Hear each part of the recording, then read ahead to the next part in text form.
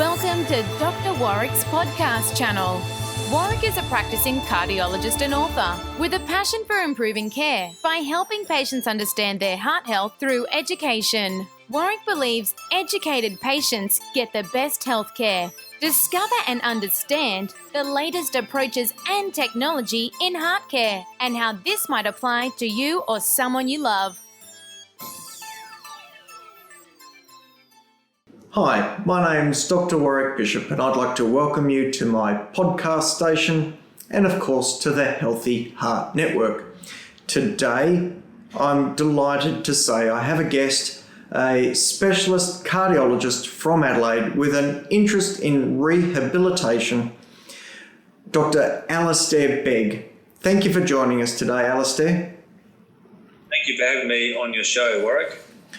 Look, for those who have had the chance, you may have heard the first interview that I had with Dr. Begg talking about cardiac rehabilitation and what it really means. Well, in very simple terms, Alistair, do you want to just remind us what the overarching concepts are for cardiac rehabilitation, and then we're going to drill down in a little bit more detail so we can find some relevance for particular individuals and the questions they may have of their own care. So over to you, Alistair.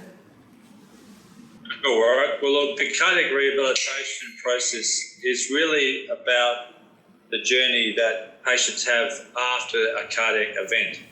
So someone that's had a heart attack or heart surgery or stent, they're often a bit shell-shocked, and really the cardiac rehabilitation journey picks up the pieces after that event. Looks at why the patient's there in the first place, how's it happened, and what they need to do about it to try and prevent a future event. Essentially, that's the sort of overall game plan, if you like, for cardiac rehabilitation, and we can sort of discuss what that looks like, but that's really the overarching concept. So, to a large degree,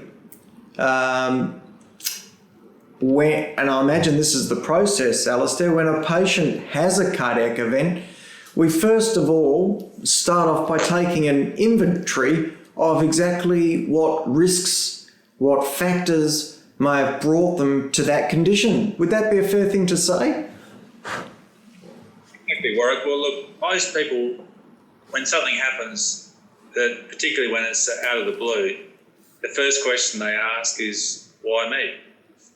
And cardiac rehabilitation and education about the risk factors often gives a very good clue to the patient as to why they've developed their particular condition in the first place.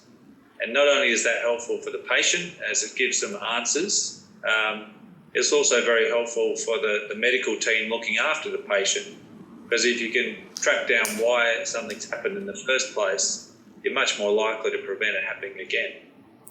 So you'll be able to correct me on this, Alistair, but on the top of my mind as I'm looking at someone's, if you like, cardiac risk health inventory, I'm sort of thinking about smoking, and I don't want them smoking. I'm thinking about them maybe being diabetic.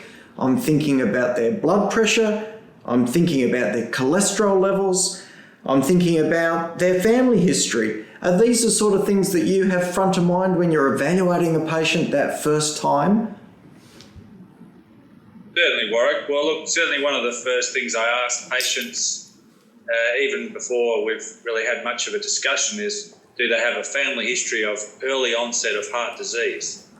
By early onset, I mean perhaps under 65 years and particularly under 55 years, the increased risk for that patient is certainly profound. If there's one parent that's in that group, you maybe double your risk for heart disease. If there's two parents affected, might increase by 4 times. So certainly from a cardiologist point of view, it gives us a very clear risk assessment if we ask that one question of a patient. Now, that's not the only factor, but that's one of the main, if you what call non-modifiable risk factors. So that's something that we really can't do much about. So our parents. When we talk about other risk factors, they usually come into the category of acquired risk factors. That means risk factors that you weren't necessarily born with. So what I might do is just jump in there briefly, Alistair, if that's okay, and I'll just share with you my own assessment of family history and its significance, because like you, I'm sure you have patients come in who say, sure, I've got coronary disease in the family. My great uncle Bulgaria had a heart attack at 93 years of age. When, of course, we're talking to a 45-year-old male. You sort of realise that patients need to recognise exactly what you said, that where we recognise that many people, in fact 50% of the population, will die from coronary artery disease given long enough, but our concern is about families where these events happen early on. And what I say to my patients is we're interested in first-degree relatives, that's mothers or fathers, brothers or sisters, when the male is less than 55 and the woman is less than 60 years of age, without any other significant issue like a smoking history or marked obesity, which may be contributory to that. Is that the sort of guideline that you tend to sort of share with your patients, Alistair? Yeah, I think it's important to put these family history factors into perspective. And as you say, certainly if the great-grandfather had a heart attack at 95, well, that's probably really not significant in terms of your own personal risk for heart disease. But certainly if there's a strong family history, if all the brothers have had stents and they're only a couple of years older than the person sitting in front of you who's 48 years of age, then that should ring some alarm bells, both for the cardiologist and also for the patient. So that's a sort of high-risk patient that we really want to be aggressive about investigating and managing their risk factors to try and prevent what's likely to be a fairly inevitable event if there's a strong family history if we don't do anything about it. Alistair, I really like the way you make the distinction between modifiable and non-modifiable risks, because you can't pick your family. You're just stuck with them. Whatever genes they give you, you've got them for life. But one of the most significant modifiable risks is smoking. How do you approach that conversation with patients if they've had a cardiac event? Smoking has been contributory leading up to the... what sort of conversation do you have with those individuals? Well, look, first and foremost, it's obviously an education process. So it's important to educate the patient about the risks of smoking. And there's certainly evidence that if the doctor tells people to stop smoking, it can have a profound effect in terms of modifying that risk factor. Having said that, that's not the only way that we can prevent people smoking in the future.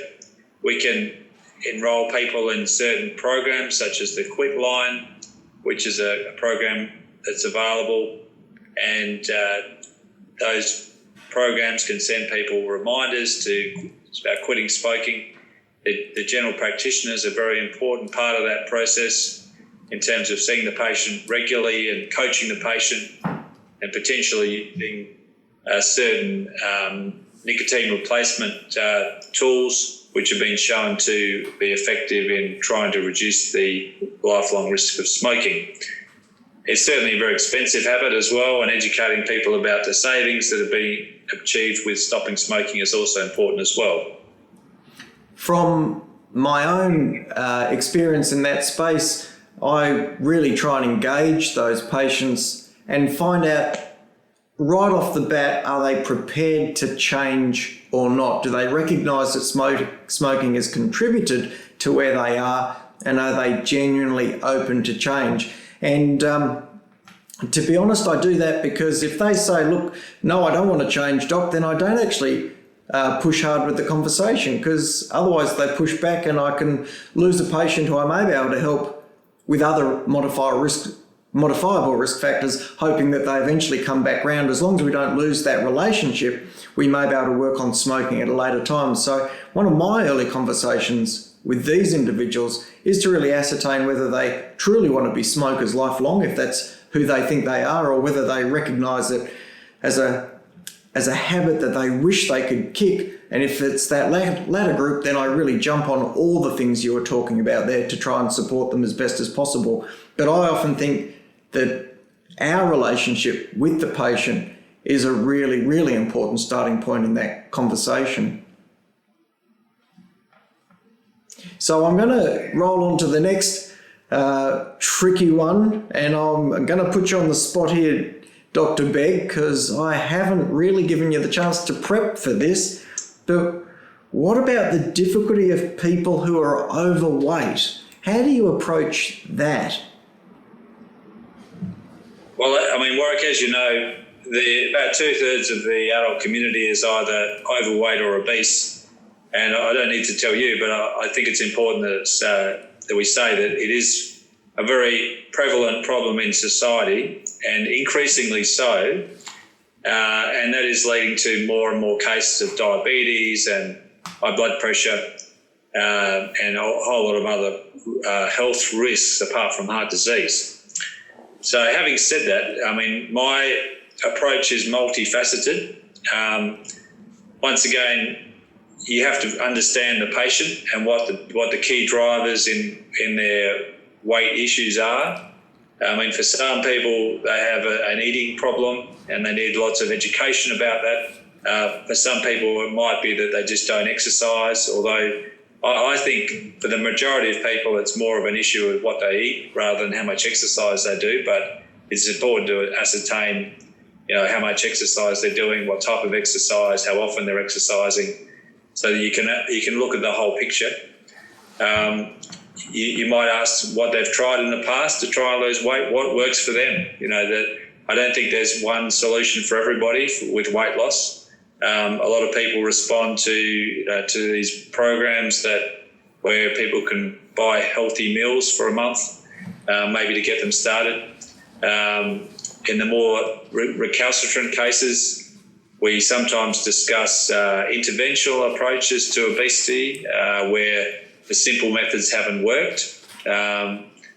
Areas such as gastric surgery or possibly medication that's available now to help the patient with weight loss, and often engage the GP in those discussions as well. So that's my overall approach to managing weight. But I think it is very important that you educate the patient about, what the effects of weight loss are in terms of benefits, perhaps in terms of reducing blood pressure and cholesterol and less sort of general health risks such as arthritis in the longer term. You mentioned exercise as part of that weight management strategy, and I think that's an incredibly important issue. We know, for example, that some regular exercise is as effective as a antidepressant medication for mood. So that's a very positive effect for individuals, and we know that low mood or depression is linked to coronary disease. So getting out there and doing some exercise is obviously incredibly valuable just for the mind and the soul. But in terms of how much exercise, do you ever guide patients to that? And in fact, my understanding is that there are some guideline recommendations out there. I think the Americans have put out some guidelines on exercise. Are you someone who recommends guideline objectives, targets for exercise, or how do you approach that conversation about exercise, Alistair? I mean, the general advice that cardiologists give, as per the Heart Foundation, is to exercise for 30 minutes a day for minimum 5 days a week, and that really should apply to everybody. It doesn't have to be done all at once, but the most important thing is to exercise regularly, to exercise to a level that you're comfortable with, because certainly there's evidence that the right sort of level of exercise is where you reach a point where you are sort of moderately breathless. So doing exercise that is either too intense or not intense enough may actually have either the wrong effects or not enough effects in terms of health benefits. There are more detailed exercise programs for those people that perhaps have diabetes. They might be enrolled with an exercise physiologist to try and manage their exercise in a more structured way. And for some people, I do enlist the benefits of a dedicated health professional in exercise to often by the GP to try and modify those weight effects in the longer term. It is a real challenge, and one that we are constantly confronting, and one that we're trying to help navigate patients through. Look, I know we could talk for hours more on some of these issues, but I'm going to have to pull time on it, Alistair, because we've covered nearly 15 minutes in no time at all. It's been an absolute delight. I thank you for putting this time aside so that we could chat. Say goodbye to everyone on the podcast station. Thanks, Warwick, for having me, and I look forward to catching up at a later stage. Look, I look forward to catching up too, because there's a whole heap of other questions that I'd like to get through, and that includes things like blood pressure and diabetes management.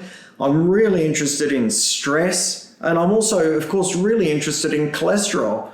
Plus, we've got things like, how does a cardiac rehab team get put together? What sort of stuff should you put in your shopping basket?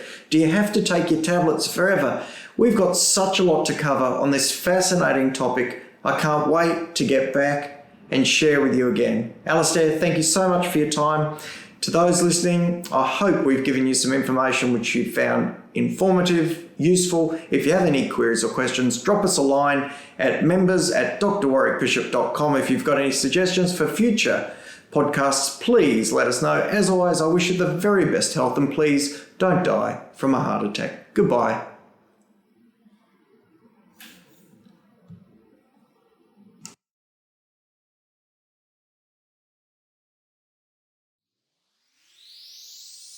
You have been listening to another podcast from Dr. Warrick.